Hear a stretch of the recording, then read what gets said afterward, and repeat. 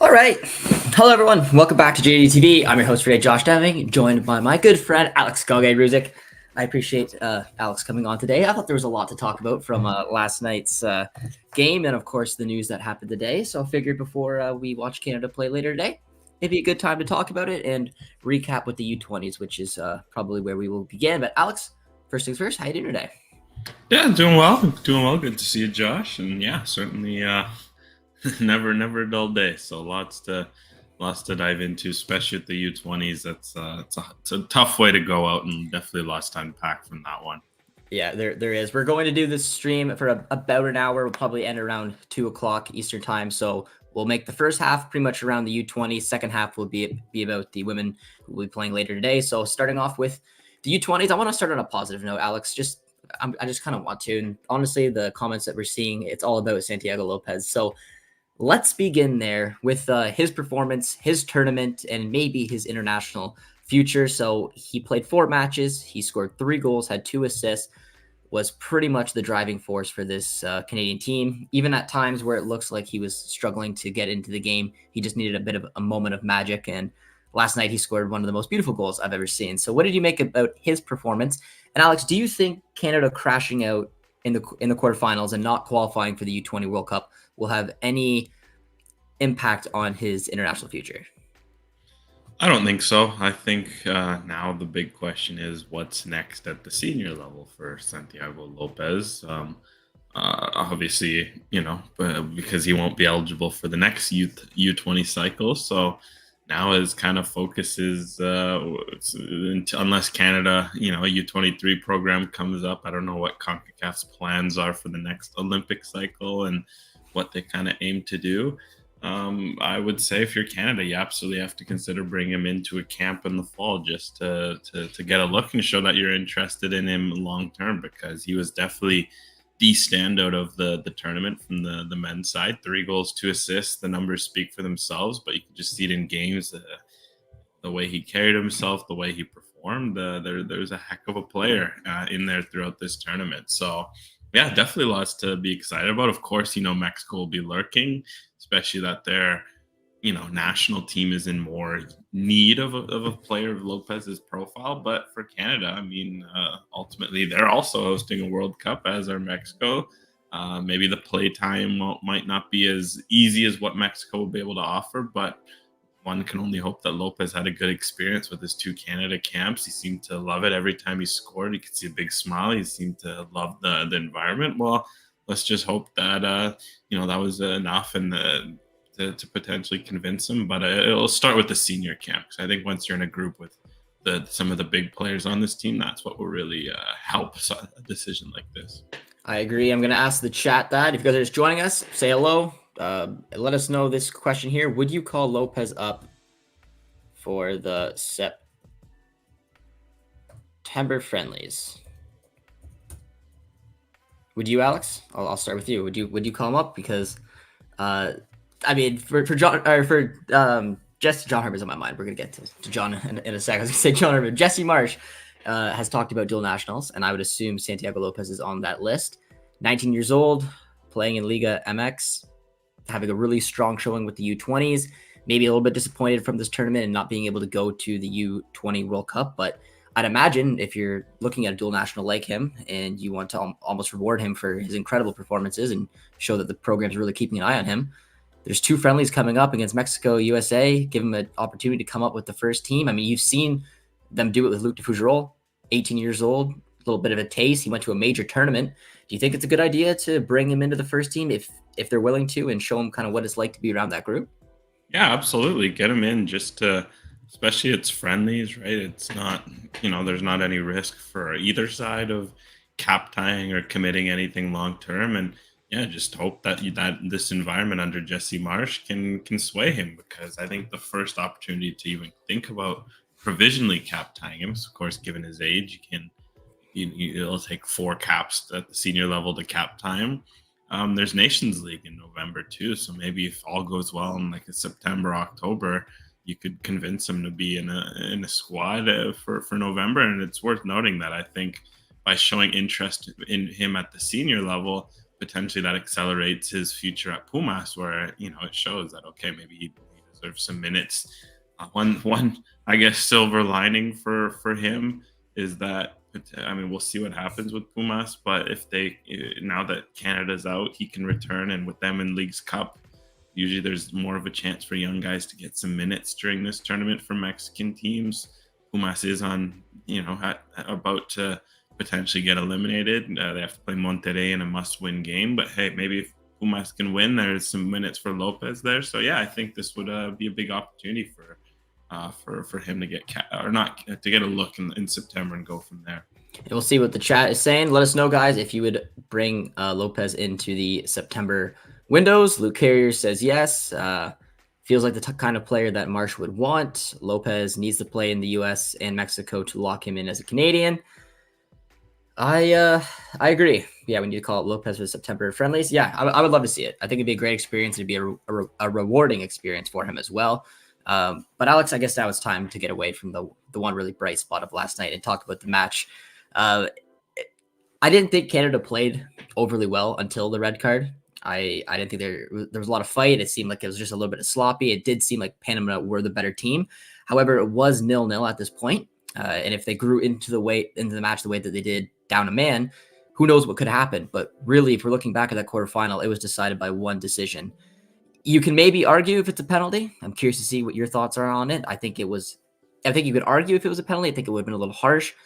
I don't think it's anywhere near a red card. And the fact that they gave the penalty was surprising. The red card was, I flabbergasted, I guess is the word that I will use.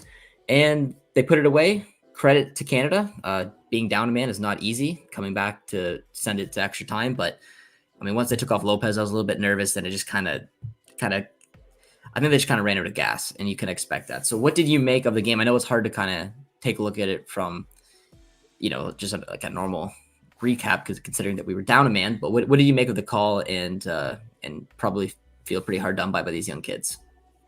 Yeah, and no, I think certainly the red card was the big factor, and that hurt Canada, but I don't think it should have hurt Canada as much as it did. But my bigger worry was, I think even before the red card happened, Canada was just running out of gas, and I think that's perhaps where some earlier factors caught up to them, such as in the group stages, they rotated, but not enough, say, right? Like guys like Jeevan Badwal played some heavy minutes for the amount of running he does. Some other key players played some heavy minutes. Santiago Lopez started and went pretty far in most games. I think Canada was already just like they were playing on the back foot, and Panama looked fresher. Panama rested their three best attackers in their last game. You could tell they had more energy. They were more on the front foot. I think the red card, when it happened, Canada was already in a precarious position. And I think what happened was that after that, the Lopez equalizer came out of nothing. I thought they were already done just because they had no legs left. And then, yeah, you could see an extra time. It was just like cement legs. And I think the bigger questions were kind of, all right, did Canada maybe do what they should have to manage this tournament? And that starts in game one, because I think game one, you need to see out a 2-0 lead in any fashion. You cannot concede in the 94th minute, because that kind of affected the rest of their group stages. Because you win in that first game, it's likely by game three you can rest your entire eight guys or your main guys, and even by the third game you're still in. There was no reason, right? Like, you're just fighting for first place. You could have rested your guy. You didn't need to go completely gung-ho. So especially in a tournament like this where the turnarounds are short. So I think that really caught up to Canada. And yeah, I think that was probably the main factor. I think tactically they just didn't match up very well against Panama, but they needed some fresher legs that were out in the field. And that kind of seemed to be the main thing. I did see a lot of that on X last night, saying, you know what, if we would have pulled off that Honduras win, we would have finished first. We would have had an easier tie. Would have been against Cuba, I believe, right? Would have been the opposition that we would have took on, and would have probably had a better chance of going through. But I mean, yeah, it's tough. Who knows? It was, if the red card didn't go our way, I thought that the most difficult thing Canada had to do was score a goal down a man. And then if they were able to, if they got lucky and could have defended well and saw out the rest of the match, then they put it to penalties, and who knows what was going to happen. But I thought the hardest part of potentially getting to penalties was scoring the goal. They did it. Then unfortunately, a worldie the other way made it 2-1. Did you notice that there might have been a little foul before that, Alex? It did look like I mean I noticed it before it went in, and then it was on X a little bit last night as well. It looked like maybe a bit of a soft one, but considering that there's VAR and an opportunity to take a look at it, it was as soon as I think it was Badwall. As soon as he made the pass, he kind of got ran through a little bit, so it could have been a foul. But then Panama took the ball and went right down and scored like 10 seconds later. Did you notice it at all? Do you think anything of it, or no? It is what it is. Yeah, I think that was it is what it is. We're reaching a little bit. I mean, I'd have to go watch it back. I just immediately kind of thought, again, I think it's for Canada. Just they looked so tired that the way Panama just kind of walked through them and just shot it. It was just too easy, right? You can't be giving up quality looks like that against any team at any level. So that definitely was something I would have liked to see. But yeah, I think overall too, I think there's just little things that you kind of wonder about as well, such as, again, perhaps he was just too tired to go, but Santiago Lopez created a goal out of nothing. Canada needed a goal. Taking him off before the regular time was even over was a bit of a surprise, because ultimately, what else would you be saving him for? Of course, you don't want to run the kid into the ground, and that's perhaps where the earlier load management comes into play. But that was a big thing that surprised me, is that you see Lopez come right off before extra time. I think his spark was kind of missed as well when Canada was chasing the game down a man. Yeah, I didn't understand that. I did it very quickly, and I was just about to hit to post it just before extra time started, and then I heard the commentator say that Lopez was coming off, so I was just kind of giving, as much points as I guess I could get in that 90 minutes. Just the ref really disappointed me. Lopez is a magician. I didn't think Canada played overly well. Like you said, Alex, they didn't really match up against Panama. They just never looked comfortable, obviously going down a man. But you got to give the kids like huge credit for pushing on, finding the equalizer, at least giving them a chance to go to extra time and maybe try to hold on for penalties. But then I saw Lopez going off, and I was like, I didn't get it. It looked like you said, if the spark was going to happen, even at 11v11, let alone when it's 10v11, it was going to come through him. I didn't get it. Maybe he was, we don't know everything. Maybe he was tired. Maybe he was cramping up. Like, that would make more sense. But if it was a tactical decision to take off Santiago Lopez, I don't understand, because throughout this entire tournament, he's been the engine that's pushed this team on. And I really did think that this was going to be the time where we were, even against Panama, Cuba didn't really matter. I felt like this Canadian team had the talent there to do it. And it's just disappointing to see the way that we went out. But let's, I like this comment here from Gord quickly, where he says, we have some other guys who have earned a September look, and our U20 team lost because of the injury was bad, and that's why it was a red. The injury did look nasty, but I don't know. I just feel like that it was almost an accident. But anyways, I didn't think it was a pen, or if it was a pen, it wasn't a red. But Alex, let's do that very quickly. What other players, maybe not necessarily, unless you agree with Gord, a look for this upcoming September window, but maybe in the near future, which players from this team do you think that could maybe take a step up at club level to get some attention by Jesse Marsh, or if you actually think that if you could actually really get a look at a call up in September? I do believe Santiago Lopez. It's not crazy to think that he would get a call up. I don't know. Maybe Zwiderski could get a call up. He'd probably be my other pick from this team for September. Any other players stick out to you? Yeah, I mean, I think to the point, 'cause I know Gord was kind of mentioning it there in the comments, that calling these guys up isn't so much like, do they deserve to be among Canada's best 23, best 26? No, but at the same time, when you have friendlies, it's important to use these moments to your advantage. Santiago Lopez might not be in that best 26 right now, but with how he's trending, you can see him there by the end of this year. You could see him next year. Maybe it takes 2 years. You want to get in early and use this chance to get him in that environment, because that sort of stuff can help him. So I think Lopez could absolutely deserve that opportunity. Other than that, I think I'd struggle to see any other guys, just because most of them aren't really dual nationals or seem to be like questioning their future as much, so to say, because you just know with Lopez, Mexico, they've already done this with the Marcelo Flores in the past, where they're just they'll be looking to find any avenue to help upgrade their team, especially a kid playing in their own league. Whereas I don't see that issue as much with some of those guys. But I think the couple guys to watch, it's mainly positions of need. I think, for example, Ethan Schultz-Brown, for example, at center back, that's something where Canada, they can always use more center backs if he can, actually get some minutes with CanMNT. Of course, he got recalled just to go play with their reserve team, which made no sense because Canada could have certainly used him in a game like this. Keep an eye on that long term. Then, of course, you go into I guess you could go left back, right? Canada does have a dearth of natural left-sided left backs. Christian Greco-Taylor, if he can get a good run with Pacific, it might be hard because just Eric Lajeunesse has been taking up a lot of space there. And rightfully so, he's been excellent for Pacific this year. Then I think you kind of have to look in the midfield. And I think there were two that I'm going to keep an eye on because they've already made their first team debuts this year. Alessandro Biello and Jeevan Badwal. I think if Biello can really get minutes with Montreal, break in there with Nathan Saliba, Samuel Piet, continue to get minutes as he already has in MLS. Canada needs long-term number sixes, right? So Biello is someone you immediately look at.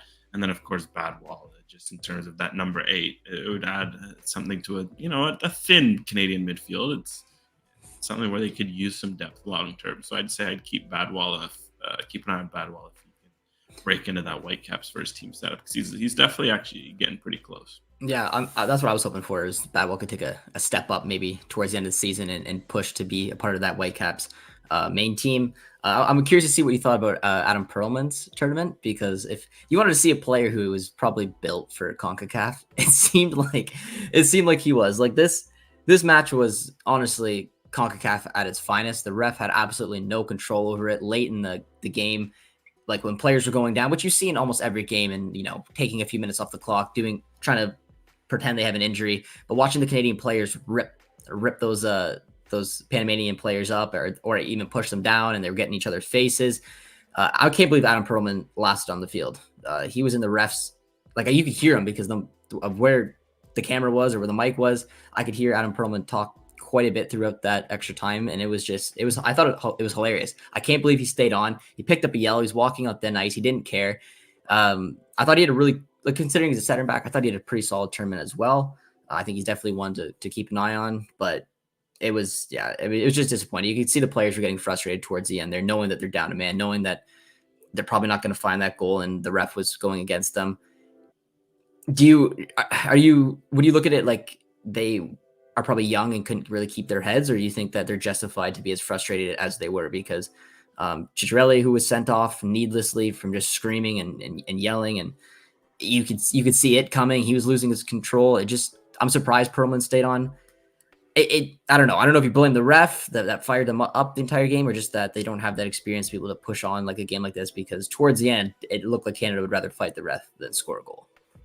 Yeah, I was a bit worried because ultimately, yes, they're young, but a lot of these guys are professionals. So it's not like this is academy kids playing in an environment like this for the first time. Yeah, some of them are, but for most of these guys have been in pro environments or are full out every day in, day out professionals.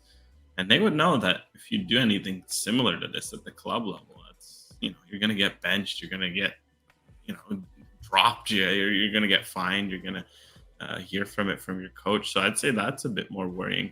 The fact that the whole Canadian team seemed to get wound up, that didn't reflect the greatest, I'd say, on the team as a whole. And I guess, that extends to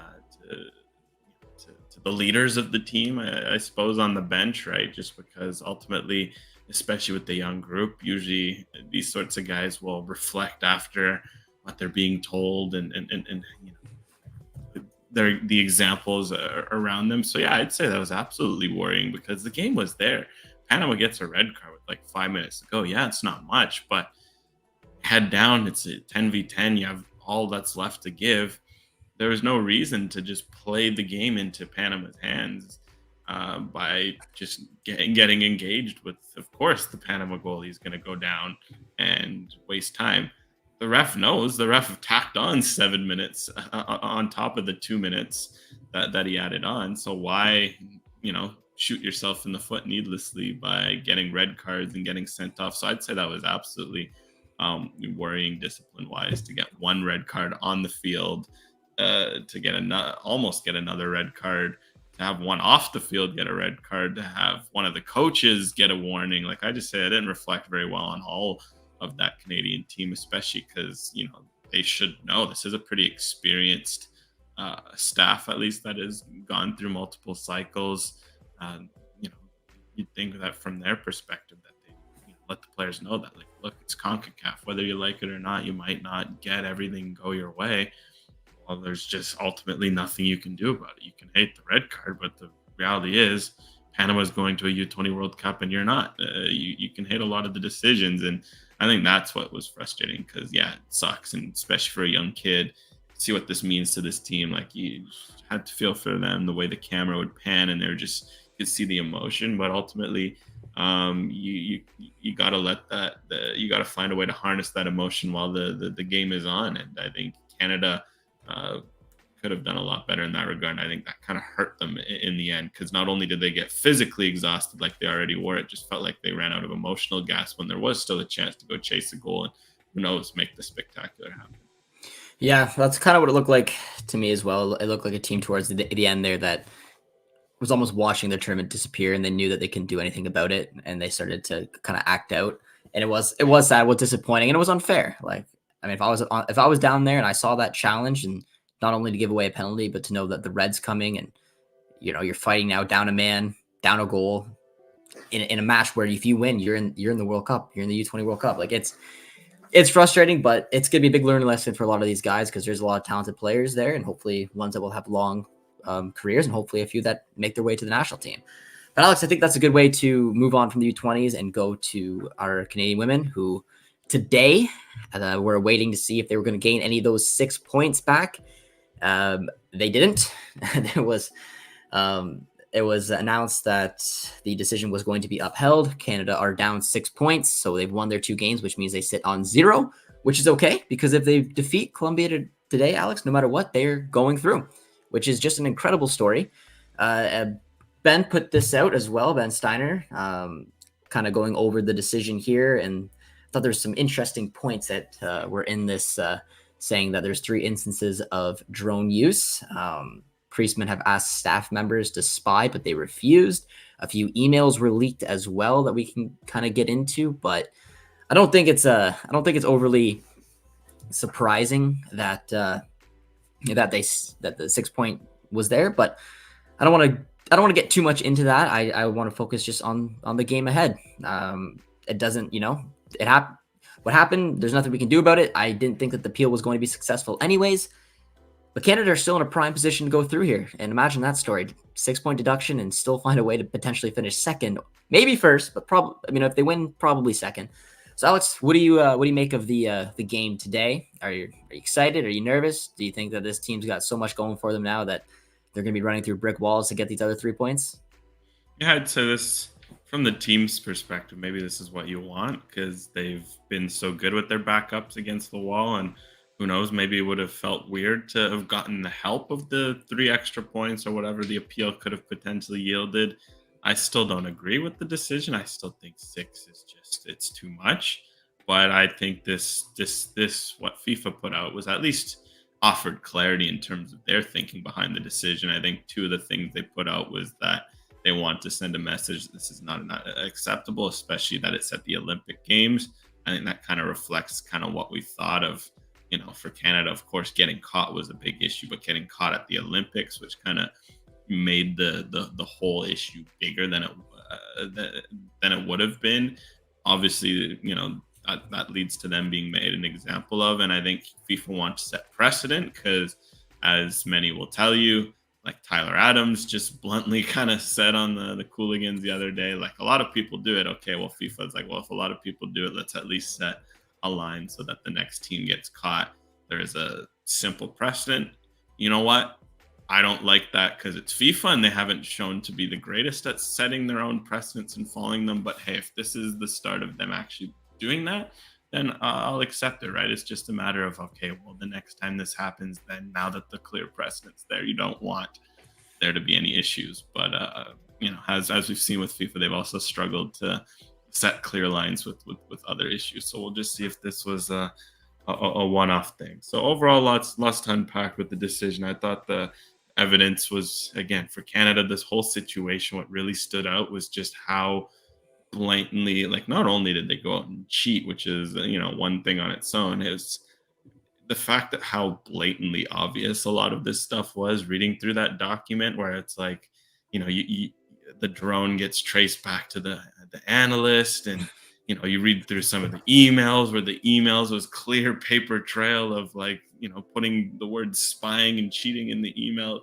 Like, it was just a whole very, like, forget the actual, like, allegation itself, just the whole way it was conducted was very, very sloppy. And I think that also didn't play into the favor of Canada, that they didn't really, they kind of left it all on the table for FIFA to look at and come down pretty hard on them. And that's another thing where Canada, not to say, again, maybe this was better for them in the long run because this exposed some big systemic issues that'll get cleaned up. But from a Canadian perspective, you can't help but look at that. My goodness, it was quite sloppy. I think the interesting thing from all this is the amount of people we've seen come out and say, this is part of the game. If you're not cheating, you're not trying. Like, there was it seemed like the Canadian Federation, our news outlets obviously put a big light on it. Now, I don't know whether those media outlets put a big light on it if the same sanctions were going to come down or not. But regardless, I do find it fascinating to hear how people speak out. Professional players like Tyler Adams, I'd imagine his PR team would have called him right after that interview, be like, man, you got to be careful, because you basically just said the U.S. could be doing it. You said maybe one of your club teams over the years could be doing it. I was surprised he came out and say that. We obviously saw Drogba laugh it off. I don't know. Do you think, like, I don't know what this means going forward for any club out there, I guess, and a lot of times, like, I think Tyler Adams said this as well, it may not be a drone, but it could be some bystander somewhere in the stadium with a camera, like, hidden in their jacket. Do you think this changes anything going forward? Do you think this will probably scare the crap out of some teams that have been doing these kind of dark arts? Yeah, I think it'll definitely, lead them to have second thought. And I guess that's ultimately what FIFA will be encouraging with this decision. And, again, I don't mind it in the sense that it's all about what happens next, in the sense that, all right, like, as many have said, this is something that a lot of people do, but then as FIFA has shown, this is obviously an issue they take seriously. Well, this is a good time to stamp out that sort of thing, because I'd say, it's in theory, then it should be pretty easy to, in the future, if teams are indeed spying on training sessions, then finding a way to see how that's being done. All right, well, let's go out and crack down on this sort of thing. So yeah, I think it'll definitely deter teams because they'll be thinking of that, and I'm curious to see how severe the crackdown will be, because I think the big thing that stood out is from Canada is that, like, in CONCACAF, it's kind of just the Wild West, in the sense that even if stuff gets caught, it just nothing seems to happen. Like, you hear all these stories of, like, St. Kitts and Nevis's coach being like, yeah, we caught Canada in 2018. We called it out. Nothing happened, because that's just kind of how a lot of things end up going at CONCACAF, right? It's just kind of, it happens. Nothing really comes of it. You move on. I think that's the bigger thing of a lot of times, that within the federation level, the attitude isn't there to dissuade from this sort of stuff. And that's where I think the biggest change would need to come to really crack down on it. Because I think most teams, when it comes to a World Cup, comes to an Olympics, or like there's more eyes on them, they don't tend to do this kind of stuff. So it wouldn't be as big of an issue in that regard, if that makes sense. I don't mean to keep snowballing it, Alex. I do want to, because I'm going to ask you another question kind of related to it. But if you guys are in the chat, drop a like, put in a comment here for this question. What do you think a fair punishment for the Canadian women's national team or Canadian soccer would have been? Obviously, it's the 6-point deduction. There's a fine. Bev, two other members were all suspended for a year. I'm assuming Bev's probably coaching career is going to be pretty difficult moving forward. But Alex, do you also think, just to go back on that last point, do you think a big reason why the precedent was set now was because Canada is a co-host of the 2026 World Cup? Do you think that had any, because everyone thought that maybe, well, not everyone, but like a lot of Canadian fans were maybe hoping, and I think it would have made sense if even the 6-point deduction got reduced to a 3. The one match that was impacted was a New Zealand game. the coaching staff was gone for the France game. Like, getting these 3 points back would have been so valuable into giving Canada a really good chance of topping the group if they defeat Colombia today. But they said no. Like you're the example. We're starting this now. And like you said, they pointed to a lot of different incidences that happened over the years. So, do you think it's because that we're co-hosting the next World Cup that they're making sure that we're going to be law-abiding citizens going forward? I don't know how much of a role that would have played. I think it was more just the context, but it's certainly that you have to think that figured into some regard of the look. Like that's probably why they didn't go as far as throwing Canada out, which again, I don't think that would have been fair anyways. But perhaps maybe they would have had more motivation to do so and just like, I'll get these guys out of here and we'll deal with it in a different way. So perhaps a little bit, I'd say. Maybe I can't imagine it played too big of a role. All right, let's get into some comments now, guys. Let us know what you think a fair punishment would have been. Tracy Smith has asked if Alex is single about 2 or 3 different times. Alex, I'm pretty sure you are not single. Is that correct? Is that okay? Alex is a taken man. Just so Tracy is aware. 3 points and a fine was the punishment that they wanted to see. Gord says the punishment is fair. Let's shut and move on without digging too deep and causing problems. I remember when this was first announced, the biggest worry, I think, and a worry for me too, was our 2021 gold medal getting stripped. So a lot of fans, despite thinking if it's fair, not fair, 3 points, 0 points, 6 points, said as long as we get to hold on to our gold medal, we'll take that. And I would hate to see it stripped away because I think that was probably on the table at some point, or at least a bargaining chip they could have waved across. But I think that would have been incredibly unfair to do that. But what I do like is the fact that these six points almost created a story in a way that France game. It was just special. I saw so many, like on X, I saw so many videos and clips and statements and fans all across the world watching this team that we all fell in love with over the past 3 Olympics, taking home 2 bronzes and a gold to get, and all the stuff that they went through over these past few years to get deducted 6 points and have the game on the line. And they were down 1-0 against the co-hosts in the second ranked nation in France, and found a way to turn that around to win 2-1 to give them a chance where if they win this next game, they somehow finish second in this group. I think it is one of the most incredible sports stories you could write. And if they go on to win the gold, I mean, good thing On Guard is being recorded right now because this is a documentary I think a lot of people are going to want to watch, Alex. So looking ahead at the Colombia game today, I know we got distracted here a little bit, but how are you feeling? Do you think that this team is up for it? Because this Colombian team, we saw them at the World Cup. They got some ballers. Caicedo's obviously the big one. Do you like the way that Canada matches up today? And do you think, like I said, do you think they're taking this momentum? They think they're going to ride it into another 3 points, which they desperately need? Yeah, I think this Canadian team will. You've come off beating France and New Zealand in emotional fashion. Why not keep it going? I think there's 2 things to watch out for. It's how they match up with Colombia. I don't think it's great. I think they're helped by the fact that Mayra Ramirez's red card against France yielded a 2-game suspension instead of 1, because Ramirez, for whatever reason, just struggles to score for Colombia the same way she has at the club level for like Chelsea and Levante in the past. But she's still a presence. She's still a focal point of the attack. But Caicedo is going to cause all sorts of problems down that left side. For Canada, it's going to put a lot of pressure on a Jade Rose and potentially Ashley Lawrence, depending on if she even starts. Because not only is she's on a yellow, which is something to watch out for from accumulation perspective as well. She's just looked a bit tired, so that will be something to keep out. I don't think Catalina Uzme is out. As far as the disciplinary report confirmed, it was just Ramirez that was suspended but I can try to find that what I saw yesterday online in that regard. So yeah, I think for Canada, there's the fact they don't match up too well against Colombia, and the fact that Canada is going to be very mentally and physically tired after the just emotional nature of those first 2 games. So how much juice do they have? Will they be willing to turn to their bench and rotate their team, because they might need to? But then this is a must-win game. So are you ready to bench certain players? Where's the kind of line between rotation? That's the big thing I'm also wondering. That's where I was going to go next, Alex, was what what rotation could we potentially see? Now, I'll just think out loud here. Let you catch your thoughts for a sec. Of a potential starting 11 that I could maybe picture, because we did see a little bit of rotation from game 1 to game 2. I'd assume the back 4 isn't going to be touched. Sheridan, Rose, Gilles, Buchanan. I think that's pretty straightforward. I mean, I know it's not going to be touched. There's no way. Lawrence down the right.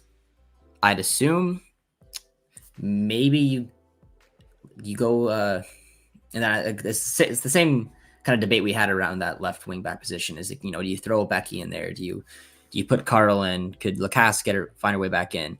Do you go with the midfield 2, midfield 3? We saw that. Jesse Fleming will be in there. I believe Quinn. And then who's gonna be up top? We saw Adriana Leon.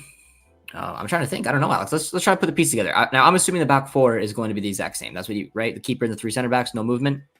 Yeah, no, I think keepers and center backs stay the same. I haven't seen enough to suggest they're about to run out of gas anytime soon. So what about the wing backs?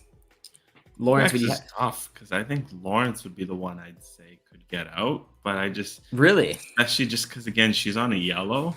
Her and Buchanan are the ones who are at risk of a suspension for a quarterfinal, and I think it's something where, since you're going to be on the attack anyways, it could make sense to just start fire for fire and get Janine Becky on, because Janine Becky has been so good, and maybe you bring Lawrence on to shut the game down.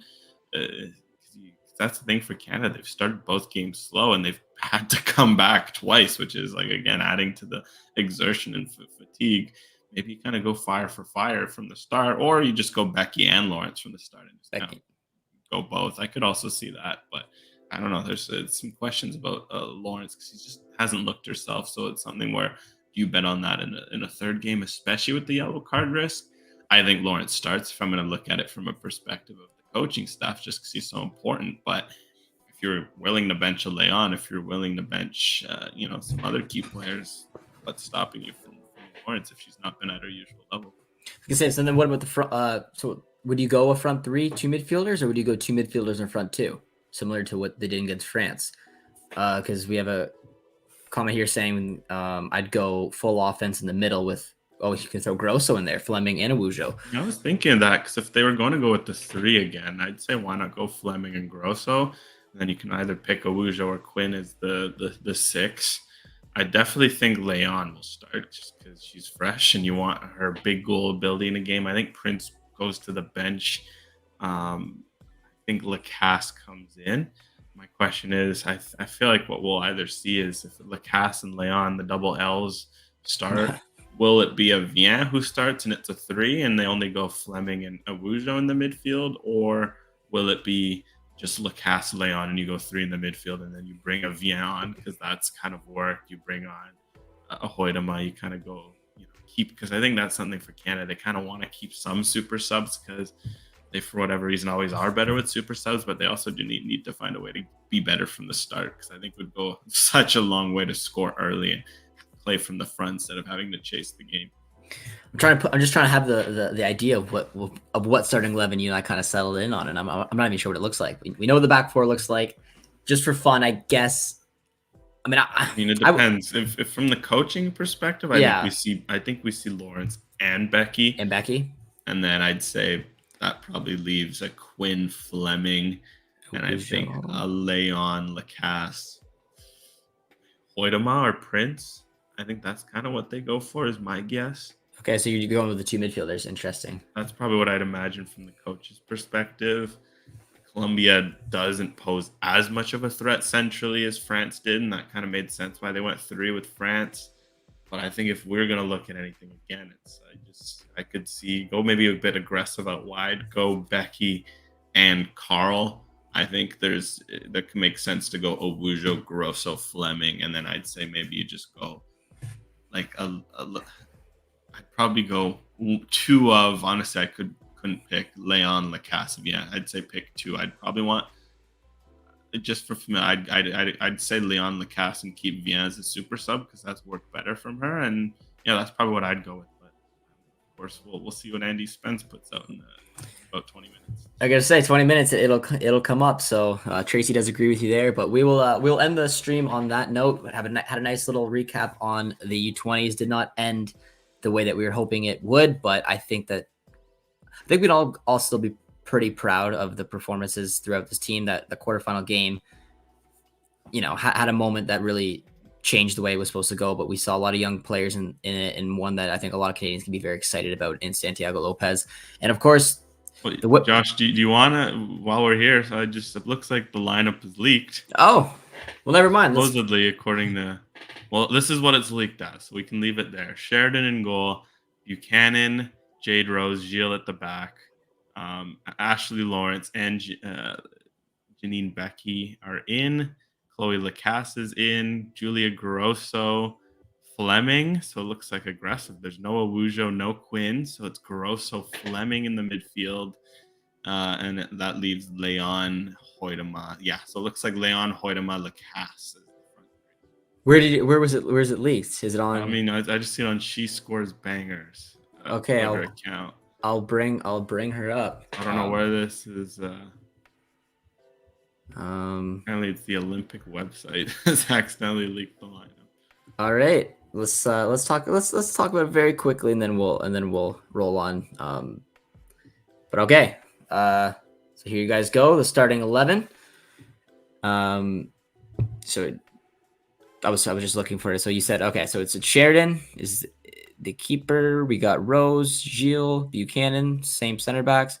And what do you say, Alex? You have Lawrence and Becky, like we were talking about, on the flanks. Fleming, Grosso is the two midfielders, and then Lacasse, Leon, and Heidema as the front. Okay, so very similar to what you had, right? Pretty much. I think for the only thing from the coach's perspective, I think it was Quinn over Grosso, but other than that, that was pretty much exactly what we expected from Andy Spence. So the only question I really have for you then is, what do you make about that midfield too? That just basically tells me that Canada won a lot of the ball, having Grosso and Fleming in there like that.